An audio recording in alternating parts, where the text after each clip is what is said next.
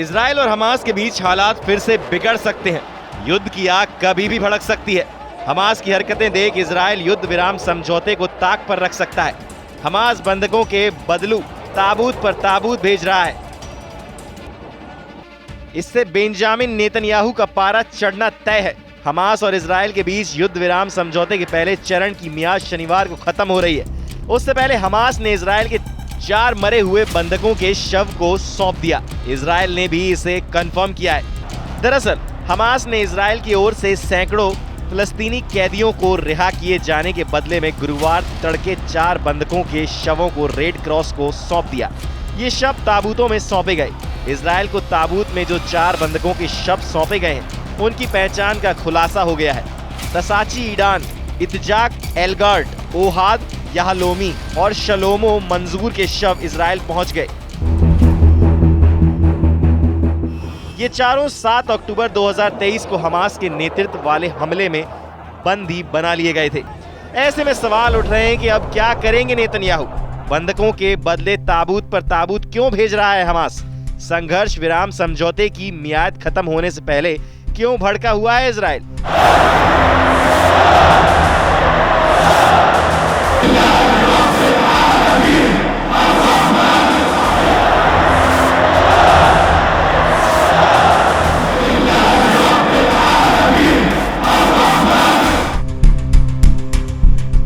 ताबूत में शव मिलने के बाद क्या अब बदला लेगा इजराइल?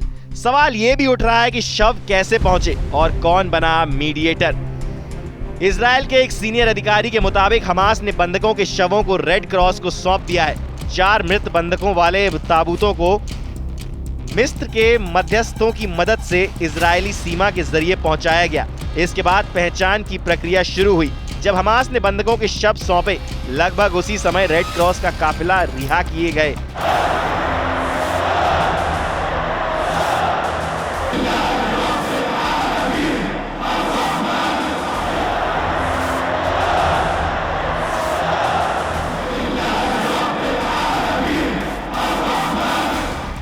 कई दर्जन फिलिस्तीनी कैदियों को लेकर इजराइल की ओफर जेल से निकला।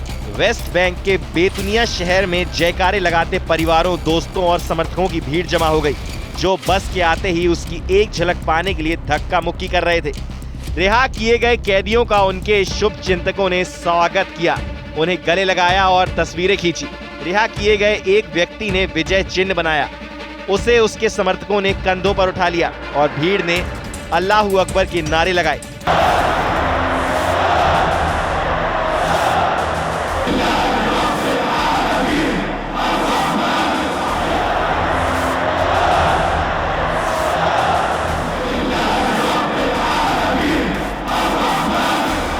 इन कैदियों में से कई को 7 अक्टूबर 2023 के हमलों के बाद हिरासत में लिया गया था और उन पर कभी कोई आरोप नहीं लगाया गया।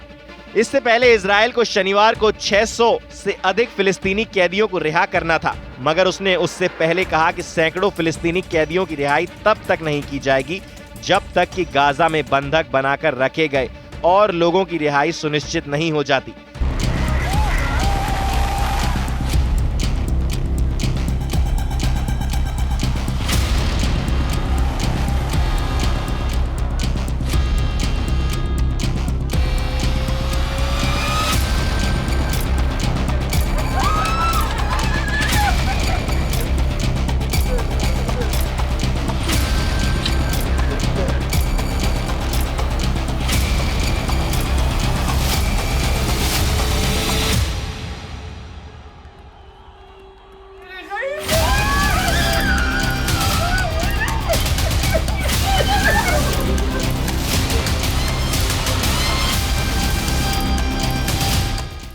इतना ही नहीं, बंधकों को अपमानजनक तरीके से सौंपना बंद नहीं किया जाता।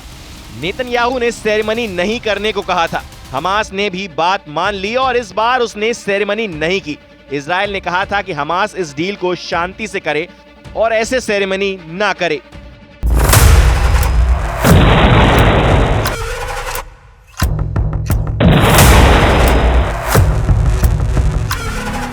इजराइल और हमास के बीच ये अदला बदली रात में एक नाजुक संघर्ष विराम समझौते के तहत हुई।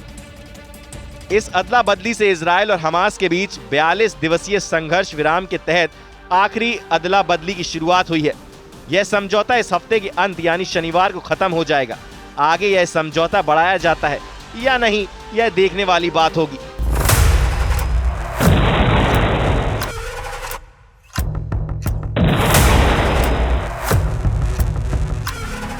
दोनों पक्षों को इस महीने की शुरुआत में युद्ध को स्थायी रूप से खत्म करने को लेकर बातचीत शुरू करनी थी, मगर यह स्पष्ट नहीं है कि क्या वे बातचीत शुरू हो गई है। हालांकि ताबूत देखकर इजराइल में गुस्से का माहौल है। इजराइल ने आखिर किस मजबूरी में ऐसा सौदा किया है, इस पर भी सवाल उठ रहे हैं। आखिर इजराइल ने 4 शवों के बदले इतने फिलिस्तीनियों को क्यों सौंपा, यह समझ से परे है। मगर इतना तय है कि नेतन्याहू का जब पारा चढ़ेगा तो इजराइल हमास से फिर से बदला लेगा।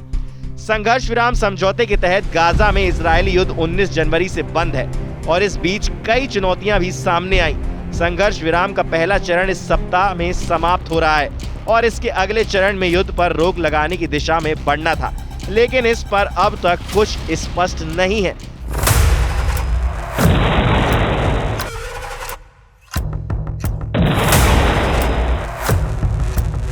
सात अक्टूबर के बाद हिरासत में लिए गए 467 फिलिस्तीनी भी गाजा लौटेंगे, जिनमें 43 नाबालिग और एक महिला भी शामिल है। अब आगे यह देखना दिलचस्प होगा कि इस सप्ताह संघर्ष विराम समाप्त होने के बाद इजराइल का क्या रुख होता है, जहां नेतन्याहू पर जंग दोबारा शुरू करने का दबाव बनाया जाता रहा है।